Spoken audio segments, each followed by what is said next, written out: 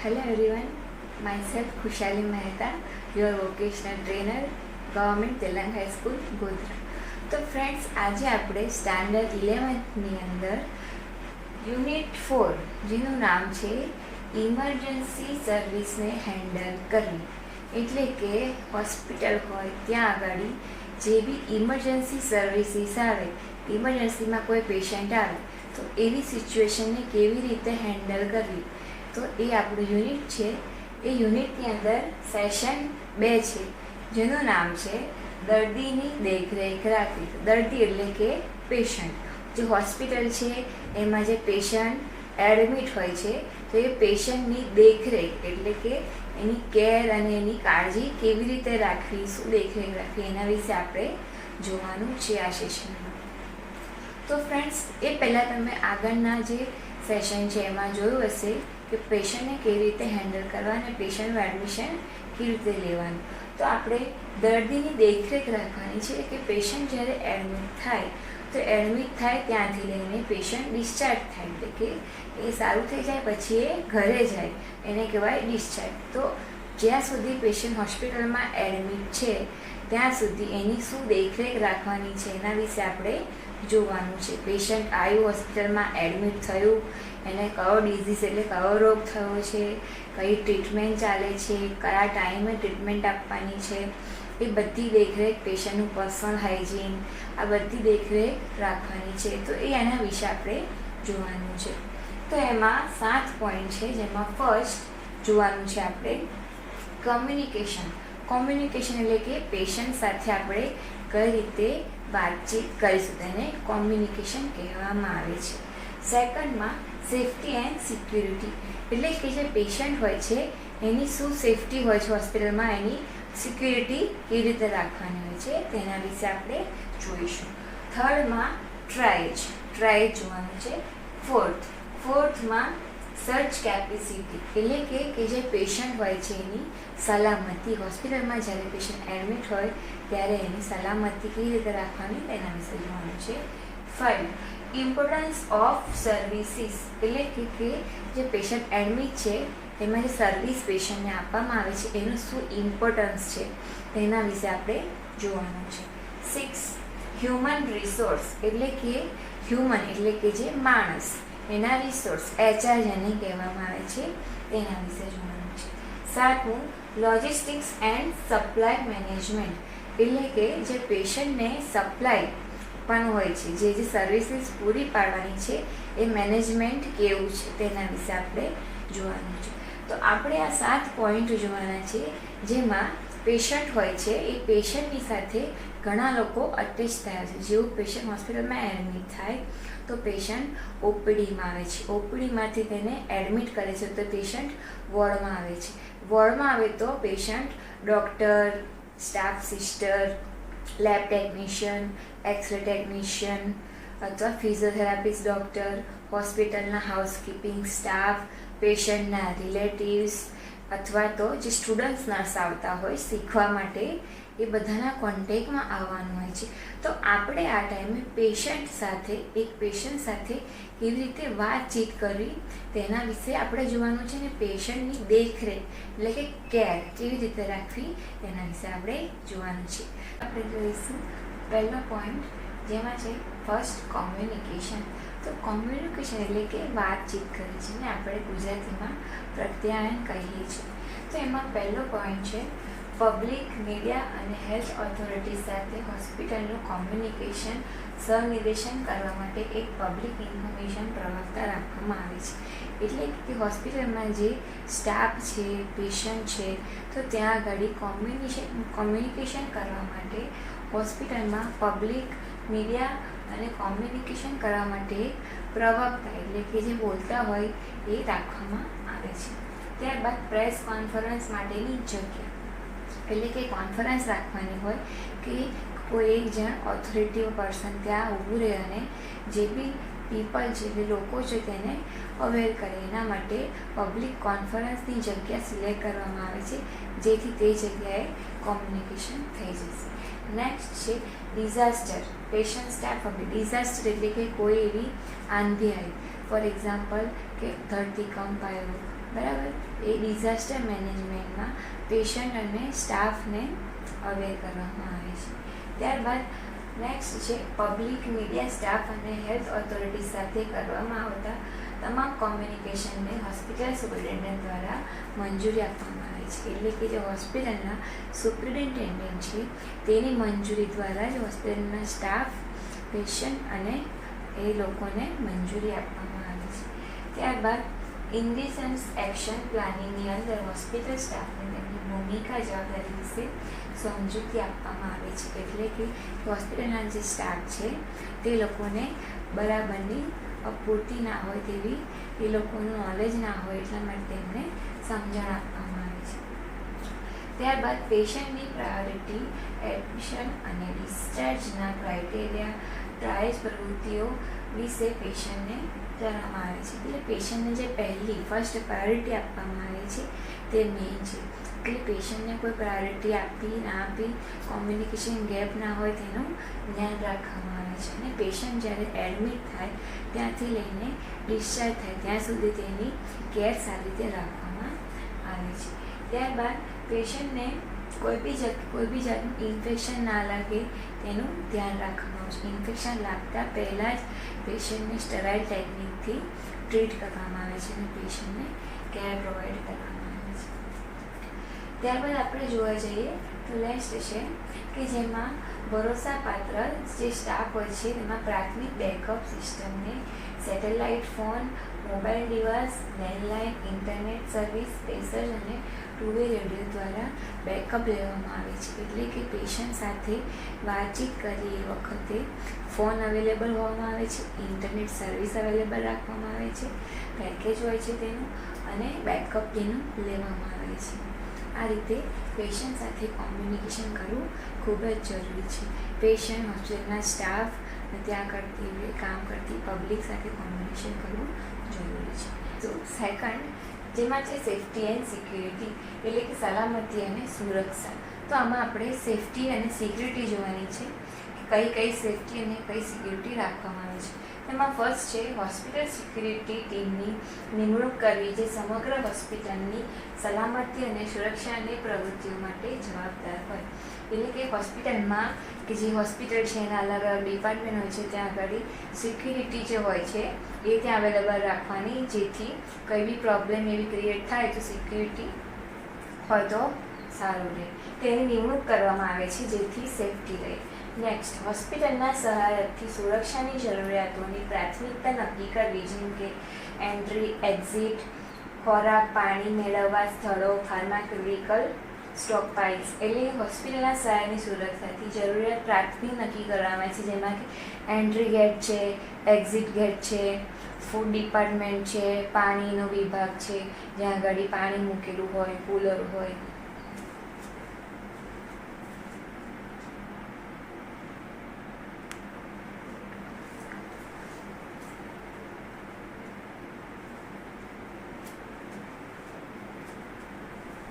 હવે આપણે જોઈશું સેફ્ટી એન્ડ સિક્યુરિટી.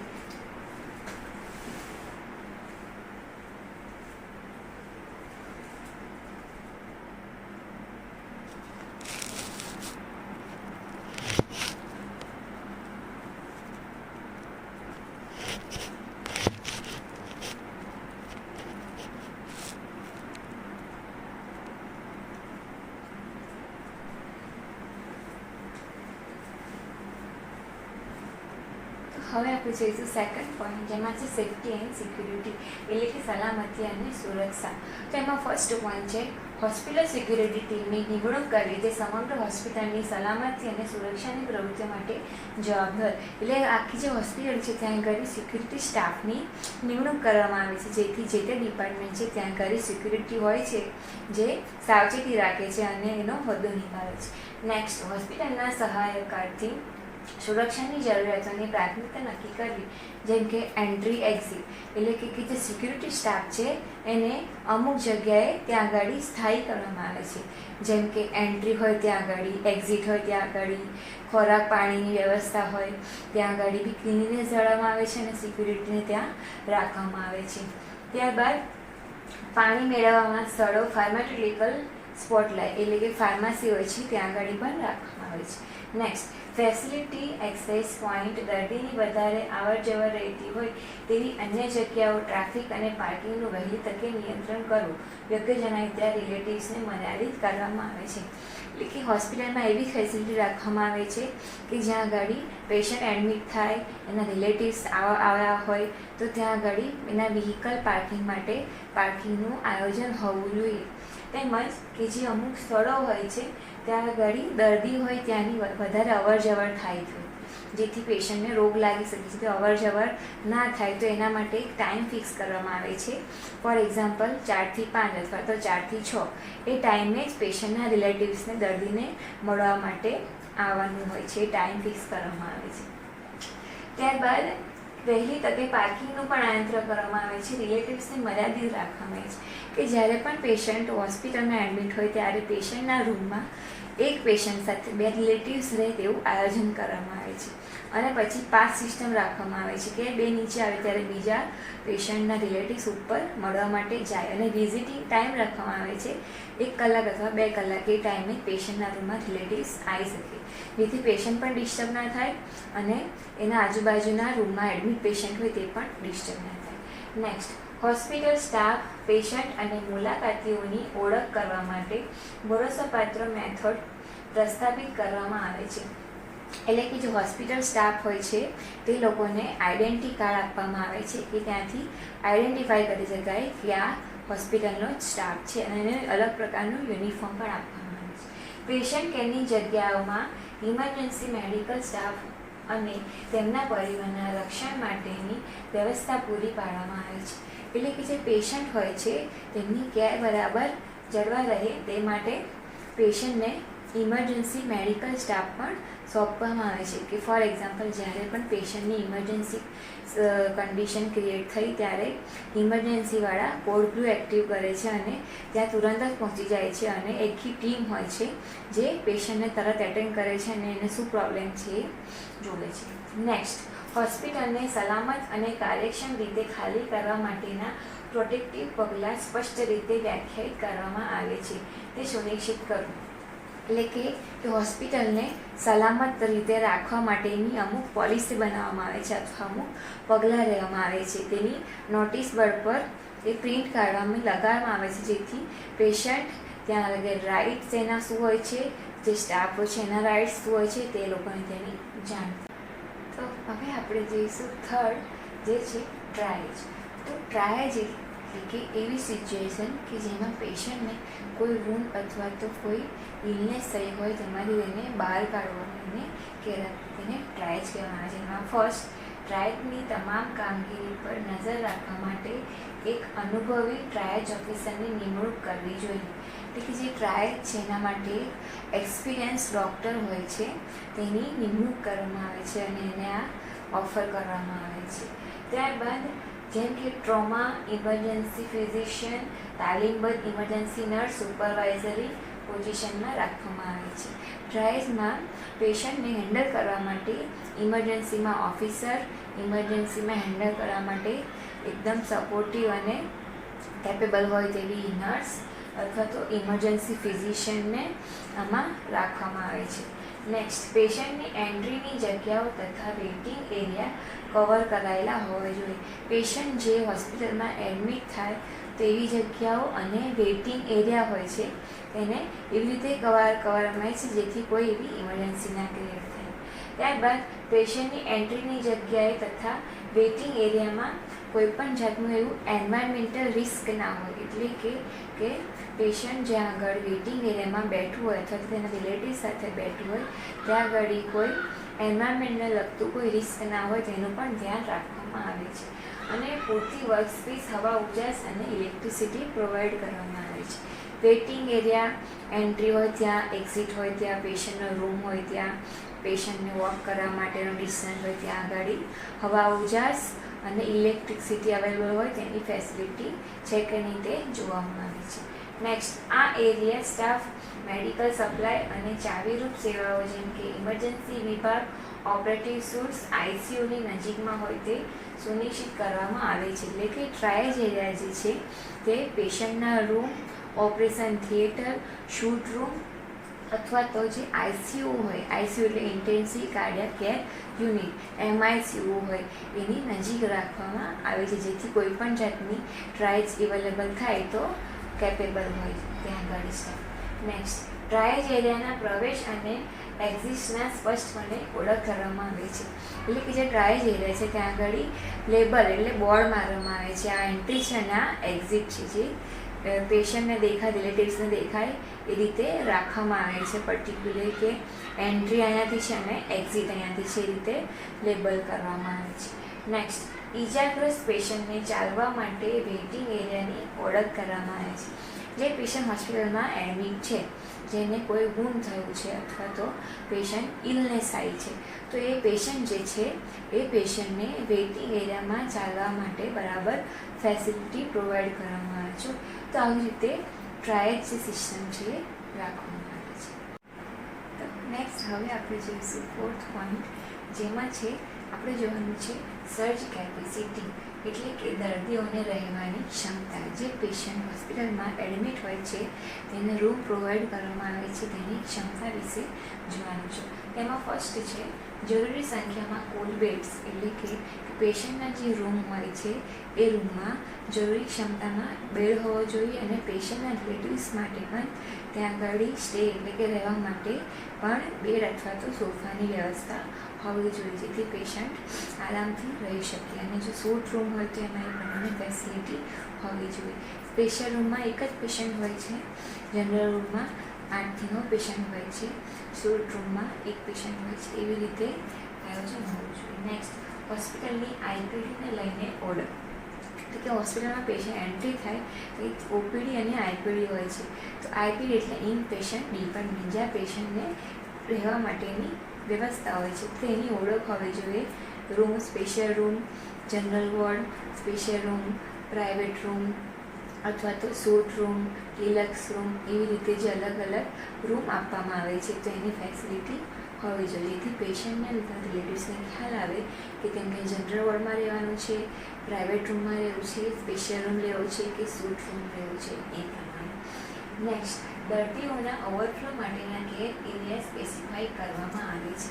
એટલે કે જે પેશન્ટ હોય છે ત્યાં આગળ પેશન્ટને વોક કરવા માટે અથવા તો તેમને ત્યાં આગળ કોઈ બી જાતનું નોલેજ આપવું હોય તે માટેના જે એરિયા હોય છે તેને ઓવરફ્લો કરવામાં આવે છે, જેમ કે ઓડિટોરિયમ હોય, લોબી હોય, et cetera. Next, non critical area જેમ કે આઈપીડી, ઓપીડી વિભાગો, હોમ કેર અને લોંગ લાસ્ટિંગ પેશન્ટ માટે ક્રોનિક કેર સુવિધા વધારવામાં આવે છે. એટલે કે જે નોન ક્રિટિકલ એટલે કે જેની કન્ડિશન વધારે ક્રિટિકલ ના હોય એવા પેશન્ટ માટે ત્યાં આગળ આઈપીડી, ઓપીડી અને જે રૂમ હોય છે ત્યાં આગળ પેશન્ટને સર્વિસીસ આપવામાં આવે છે. અને જે ક્રિટિકલ એરિયા છે, ક્રિટિકલ એરિયા જેવા કે લોંગ લાસ્ટિંગ પેશન્ટ જ્યાં રહેવાના હોય છે, તો એ પેશન્ટને અલગ અલગ સુવિધા પ્રોવાઈડ કરવામાં આવે છે, અને ત્યાં લેબલ લગાવવામાં આવે છે. Critical area, non critical area, ICU, એમઆઈસીયુ, operation theatre વિભાગ, એ રીતે. નેક્સ્ટ, દર્દીના ટ્રાન્સપોર્ટેશન માટે વાહનો જેમ કે એમ્બ્યુલન્સ રાખવામાં આવે છે. જે પેશન્ટ, જે દર્દી હોસ્પિટલમાં એડમિટ થાય ત્યારે એને સારું થઈ જાય, ટ્રીટમેન્ટ લઈ લે અને જ્યારે ડિસ્ચાર્જ આપવામાં આવે એની પાસે કોઈ વ્હીકલ અવેલેબલ ના હોય તો એવા ટાઈમે પેશન્ટને ઘરે મૂકવા જવા માટે ટ્રાન્સપોર્ટેશન સર્વિસ અવેલેબલ રાખવામાં આવે છે, જેથી પેશન્ટ જે છે ત્યાં ટ્રાન્સપોર્ટેશનમાં એમ્બ્યુલન્સ હોય છે એમાં ઘરે જઈ શકે.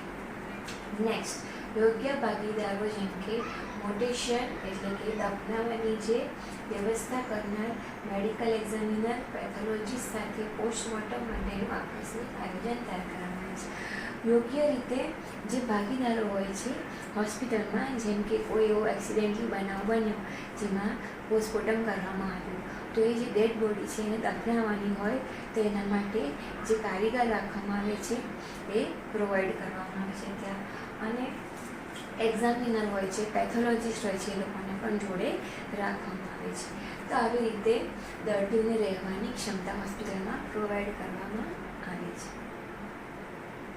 5th પોઈન્ટ, જેમાં છે ઇમ્પોર્ટન્સ ઓફ સર્વિસીસ, એટલે કે જે સર્વિસીસ આપવામાં આવે છે પેશન્ટને એનું ઇમ્પોર્ટન્સ શું હોય છે ને કેવી રીતે આપવામાં આવે છે, મહત્ત્વની સેવાનું સાધન. એમાં ફર્સ્ટ પોઈન્ટ છે હોસ્પિટલની તમામ સેવાઓનું લિસ્ટ બનાવવામાં આવે છે અને પ્રાયોરિટી પ્રમાણે ક્રમમાં કરવામાં આવે છે. એટલે કે જે હોસ્પિટલ હોય છે તેમાં કઈ કઈ ફેસિલિટી, કઈ કઈ સર્વિસીસ પેશન્ટને આપવાની છે અને એનું ઇમ્પોર્ટન્સ શું છે એનું લિસ્ટ બનાવવામાં આવે છે અને એનું નોટ રાખવામાં આવે છે. નેક્સ્ટ, મહત્ત્વની હોસ્પિટલ સેવાઓ જેમ કે 24 અવર્સ ઓપન રાખવામાં આવે છે કે પેશન્ટ જ્યારે હોસ્પિટલમાં આવે તો એને 24 અવર્સ માટે હોસ્પિટલ ખુલ્લી હોય અને 24 અવર્સ ઇમરજન્સી સર્વિસ ચાલુ હોય તેવી સેવા મળી રહે તેવી ગોઠવણ કરવામાં આવી છે. નેક્સ્ટ, અમુક જૂથ કરવામાં આવે છે જેમ કે પીડિયાટ્રિક, એલ્ડરલી અને હેન્ડીકેપ કે જે હોસ્પિટલ હોય છે એમાં અમુક ડિપાર્ટમેન્ટ પ્રોવાઈડ કરવામાં આવે છે, જેમાં હેન્ડીકેપ ડિપાર્ટમેન્ટ કે અમુક એવા ડાયટિશિયન ડિપાર્ટમેન્ટ અથવા તો પીડિયાટ્રિક ડિપાર્ટમેન્ટ, ઓલ્ડ એજ માટે એલ્ડરલી ડિપાર્ટમેન્ટ જ્યાં આગળ ઘરડા લોકો રહી શકે, પીડિયાટ્રિક એટલે કે નાના બાળકો, નાના બચ્ચા માટેનો ડિપાર્ટમેન્ટ અને હેન્ડીકેપ એટલે કે જે વિકલાંગ હોય એના માટેનો ડિપાર્ટમેન્ટ, એવા ડિપાર્ટમેન્ટના જૂથ આપવામાં આવે છે. નેક્સ્ટ, ક્રિટિકલ કેર માટે આયોજન કરવું જેમ કે મિકેનિકલ વેન્ટિલેશન હોવું જરૂરી છે. હોસ્પિટલમાં એવું કહેવામાં આવે છે હોસ્પિટલમાં કોઈ ક્રિટિકલ કન્ડિશન હોય, ક્રિટિકલ પેશન્ટ હોય જે CCU critical cardiac care unit હોય છે તેમાં દાખલ હોય છે, એવા પેશન્ટ માટે ત્યાં આગળ કે મિકેનિકલ વેન્ટિલેશન, પેશન્ટને વેન્ટિલેશન માટે ત્યાં આગળ ગોઠવણ કરવામાં આવે છે. નેક્સ્ટ, પાણી, ઇલેક્ટ્રિસિટી, ઓક્સિજન જેવી જરૂરી ફેસિલિટીની ગોઠવણ કરવામાં આવે છે. હોસ્પિટલની અંદર ત્યાં આગળ જે વેઇટિંગ એરિયા હોય છે ત્યાં આગળની સાઈડ અને પેશન્ટ સાઈડે પાણી અથવા ઇલેક્ટ્રિસિટી અને વેન્ટિલેશન વેલ હોય તેની ગોઠવણ કરવામાં આવે છે, જેથી પેશન્ટ સારી રીતે રહી શકે અને વોકિંગ પણ કરી શકે.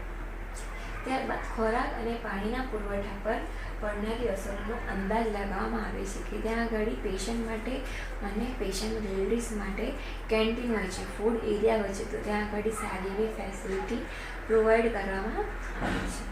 નેક્સ્ટ, માનવ નુકસાનકારક તથા અન્ય હોસ્પિટલના કચરાના એકત્રીકરણ નિકાલ માટે વ્યવસ્થાપન કરવામાં આવે છે. એટલે કે જે હોસ્પિટલ હોય છે ત્યાં આગળ પેશન્ટ જે એડમિટ હોય તો ત્યાં પેશન્ટના જે ડ્રેસિંગ કરે અથવા તો જૂનું ડ્રેસિંગ ડિસ્કાર્ડ કરે અથવા તો જે સિરિંજ, એમ્પ્યુલ અને બાયોમેડિકલ વેસ્ટ જેને કહેવામાં આવે છે, જે હોસ્પિટલમાં અલગ અલગ ડસ્ટબિન હોય છે એમાં કચરો નાખવામાં આવે છે, તો એના વિશે ત્યાં ગોઠવણ કરવામાં આવે છે અને સમજાવવામાં આવે છે.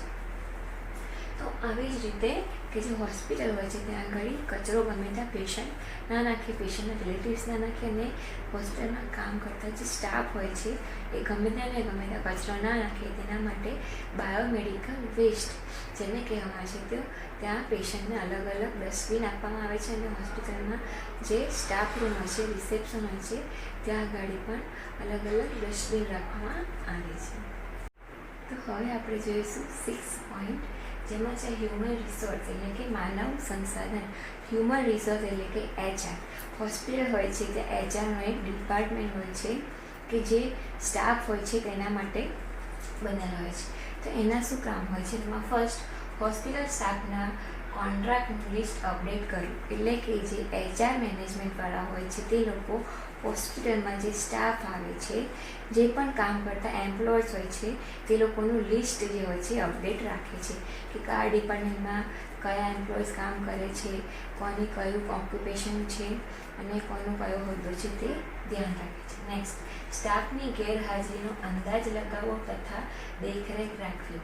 જે HR ડિપાર્ટમેન્ટવાળા હોય છે તે જો સ્ટાફ ના હોય તો એની ગેરહાજરી હોય તે નોટ કરે છે અને એનું આગળ કાર્યવાહી કરે છે. નેક્સ્ટ, સ્ટાફ બીમાર કે ઈજાગ્રસ્ત હોય ત્યારે CL પ્રસ્થાપિત કરે છે. એટલે કે જે કોઈ પણ એમ્પ્લોઈઝ જે સ્ટાફ હોય છે એ હોસ્પિટલમાં આવી શક્યું નથી અથવા તો ઈજાગ્રસ્ત છે અથવા તો કોઈ એને ઇલનેસ થઈ છે અથવા તો બીમાર છે, તો એવા ટાઈમે તેને CL અથવા તો જે લીવ આવતી હોય કેઝ્યુઅલ લીવ, સિક લીવ એ પ્રોવાઈડ કરે છે અને તેને યોગ્ય રીતે ગોઠવણ કરે છે. ત્યારબાદ હોસ્પિટલના કર્મચારીઓ માટે ખોરાક, પાણી અને રહેવાની સ્થિતિનું આયોજન કરે છે. એટલે કે જે હોસ્પિટલમાં કામ કરતા નર્સ છે, ડૉક્ટર છે, તે લોકો માટે ખાવા પીવાની અને તે લોકોને રહેવા માટેની જે સુવિધા હોય છે તેનું ગોઠવણ કરે છે. નેક્સ્ટ, સ્ટાફિંગની જરૂરિયાતોની પ્રાથમિકતા નક્કી કરવી અને કર્મચારીઓની ગોઠવણ કરવામાં આવે છે. એટલે કે જે સ્ટાફિંગ પેટર્ન હોય છે એની ગોઠવણ કરે છે અને જે કર્મચારી નવા લેવાના હોય તો એની માંગ કરીને ઇન્ટરવ્યૂ લઈને એને ટ્રેનિંગ આપીને એમ્પ્લોયની બનાવ કરે છે. નેક્સ્ટ, ભરતી કરવી તથા ટ્રેનિંગ આપવી. જો હોસ્પિટલમાં સ્ટાફની જરૂર હોય, વેકેન્સી હોય તો તે ભરતી કરે છે, એડ આપે છે અને જો પેશન્ટની કેર કરવા માટે સ્ટાફ આવે ત્યાં આગળ જોબ કરવા માટે તો એ જે ન્યૂ સ્ટાફ છે એને ટ્રેન કરે છે અને અલગ અલગ વોર્ડમાં ડિવાઈડ કરે છે. નેક્સ્ટ, ફિટનેસ સર્ટિફિકેટ જોવું. જ્યારે પણ કોઈ પણ સ્ટાફ એડમિટ થાય છે ત્યારે તેનું ફિટનેસ જોવામાં આવે છે અને ફિટનેસ સર્ટિફિકેટ તેને આપવામાં આવે છે કે ફિઝિકલી તે ફિટ છે કે નહીં, તે હોસ્પિટલમાં પેશન્ટ સામે કામ કરવા માટે કેપેબલ છે કે નહીં તે જોવામાં આવે છે. નેક્સ્ટ, ઓવરટાઈમ માટે સ્ટાફની માંગ પૂરી કરવામાં આવે છે. ઇન કેસ ઓફ ઇમરજન્સી આવે અથવા તો કોઈ સ્ટાફની ગેરહાજરી હોય તો એવા ટાઈમે ઓવરટાઈમ કરવાનો આવે તો એ વખતે સ્ટાફની માંગ કરે છે અને તે ગોઠવણ કરે છે. નેક્સ્ટ, યોગ્ય વેક્સિનેશન આપવામાં આવે છે. એટલે કે જે સ્ટાફ હોય છે તે લોકોને યોગ્ય પ્રમાણમાં વેક્સિનેશન લીધું છે કે નહીં અને જો વેક્સિન ના લીધું હોય તો તે પ્રોવાઈડ કરીને વેક્સિનેશન આપવામાં આવે છે. હવે આપણે આ ટોપિકનો લાસ્ટ પોઈન્ટ જોઈશું, 7 પોઈન્ટ, જેમાં છે લોજિસ્ટિક્સ એન્ડ સપ્લાય મેનેજમેન્ટ. એટલે કે પુરવઠા વ્યવસ્થાપન. એટલે કે હોસ્પિટલમાં જ્યાં સપ્લાય પણ હોય એના મેનેજમેન્ટ વિશે આપણે જોવાનું છે. તો ફ્રેન્ડ્સ, એમાં પહેલો પોઈન્ટ છે તમામ ઉપકરણો, પુરવઠા અને ફાર્માસ્યુટિક્સની અપડેટ યાદી વિકસાવિત કરવી તથા તેમની જાળવણી કરવી. એટલે કે હોસ્પિટલમાં જ્યાં વાપરવામાં આવતી, જ્યાં સપ્લાય કરવામાં આવતી જે બી વસ્તુ હોય તેની યાદીની અપડેટ ડેલી કરવામાં આવે છે અને એ યાદી પ્રમાણે જ્યાં ત્યાં વસ્તુની જરૂરત હોય ત્યાં આગળ ચીજવસ્તુ આપવામાં આવે છે. નેક્સ્ટ, જરૂરી મેડિકેશન અને પુરવઠાની નિરંતર જોગવાઈ સુનિશ્ચિત કરવા માટે સત્તાતંત્રો એટલે કે ઓથોરિટીઝ સાથે સલાહ લઈ કન્સલ્ટેશન કરવામાં આવે છે. એટલે કે જે મેડિકેશન હોય છે જે પેશન્ટને આપવાની હોય છે એ મેડિકેશન લાવવા માટે જે બી ઓથોરિટી પર્સન છે એની કન્સલ્ટન્સી લઈ અને પછી જે મેડિકેશન મંગાવવામાં આવે છે અને ત્યારબાદ ડૉક્ટરના ઓર્ડર પ્રમાણે પેશન્ટને આપવામાં આવે છે. નેક્સ્ટ, આકસ્મિક સ્થિતિ માટેની ચીજવસ્તુઓની ખરીદી કરતાં પહેલાં તેમની ક્વોલિટીનું ઇવેલ્યુએશન કરવામાં આવે છે. એટલે કે કોઈ એક્સિડેન્ટલ બનાવ બનેલા એ માટે જે બી ક્વોલિટીની મેડિકેશન અથવા તો કંઈ બી વસ્તુ સ્ટોરમાં મંગાવવામાં આવે છે તો એના પહેલાં એનું ઇવેલ્યુએશન કરવામાં આવે છે, ત્યારબાદ તે સપ્લાય કરવામાં આવે છે.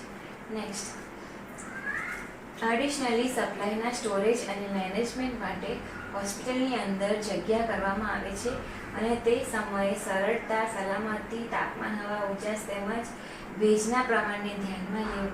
રેફ્રિજરેશનની શરૂઆત દરમિયાન ચીજવસ્તુ માટે કોલ્ડ ચેનનો પણ ઉપયોગ કરવામાં આવે છે. એટલે કે સપ્લાય કરતી વખતે ઓથોરિટી જે હોય છે તેની સિગ્નેચર કરવામાં આવે છે અને ત્યારબાદ તે સપ્લાય માટે વોર્ડમાં બધી અલગ જગ્યાએ મોકલવામાં આવે છે. હા, અને જો કોઈ ચીજવસ્તુ ડેમેજ આવે તો તે પરત કરવામાં આવે છે અને મેઇન કે એ જે જગ્યા હોય છે હવા ઉજાસવાળી રહે તેવી રાખવામાં આવે છે અને રેફ્રિજરેશન એ બધી વસ્તુ ચીજવસ્તુ મેડિકેશનને મૂકવા માટે ફ્રીજમાં તેના માટે કોલ્ડ ચેનનો પણ ઉપયોગ કરવામાં આવે છે જેથી વેક્સિનેશન માટે જે વેક્સિન હોય ને બધું કોલ્ડ ચેનમાં આપણે મૂકી શકીએ અને સ્ટોરેજ કરી શકીએ. નેક્સ્ટ, મહત્ત્વના પુરવઠાકર્તા ફાર્માસ્યુટિકલનો નેશનલ ગાઈડન્સ અનુસાર સંગ્રહ કરો. સમય મર્યાદા પૂરી થઈ જાય તે પહેલાં સમયસર ઉપયોગ કરી લેવો જેથી નુકસાન ન થાય. એટલે કે એવું કહેવા માગે છે કે ફાર્માસ્યુટિકલ એટલે કે જે ફાર્મસી હોય છે ત્યાં આગળ સમયાંતરે જે મેડિકેશન હોય છે એને ચેક કરવામાં આવે છે. મેડિકેશનનો જે એક્સપાયર ડેટ હોય છે, MRP હોય છે એની મેન્યુફેક્ચર ડેટ હોય છે ચેક કરવામાં આવે છે, અને હા, સમયાંતરે એનો સમય જતો ના રહે એ પહેલાં એને ઉપયોગ કરી લેવામાં આવે છે, જેથી પેશન્ટને કોઈ નુકસાન ન થાય. નેક્સ્ટ પોઈન્ટ, પેશન્ટની હેરફેર સુનિશ્ચિત કરવા માટે હોસ્પિટલ નેટવર્ક તથા પરિવહન સેવાઓ સાથે આફતની સ્થિતિ સમયના પરિવહન કરો.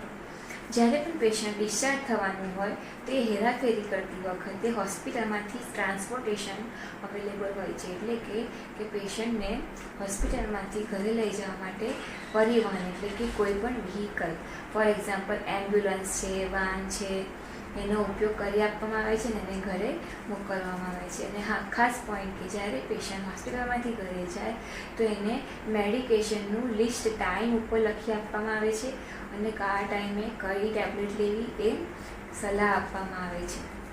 અને પેશન્ટનો ડાયટ ચાર્ટ પણ મેન્ટેન કરવામાં આવે છે કે આ ડાયટ પ્રમાણે તમારે ખોરાક લેવાનો છે. તો ફ્રેન્ડ્સ, આપણે જોયું દર્દીની સલામતી અને દર્દીની દેખરેખ રાખવી. તો આપણે આ રીતે આ 7 પોઈન્ટ જે જોયા એ પ્રમાણે દર્દીની દેખરેખ જ્યારે પણ હોસ્પિટલમાં પેશન્ટ એડમિટ હોય ત્યાંથી લઈને ઘરે ના જાય, ડિસ્ચાર્જ ના આપે ત્યાં સુધી આપણી ફરજ હોય છે. તો આ દેખરેખ આપણે રાખવાની હોય છે. તો ફ્રેન્ડ્સ, તમારો ખૂબ ખૂબ આભાર.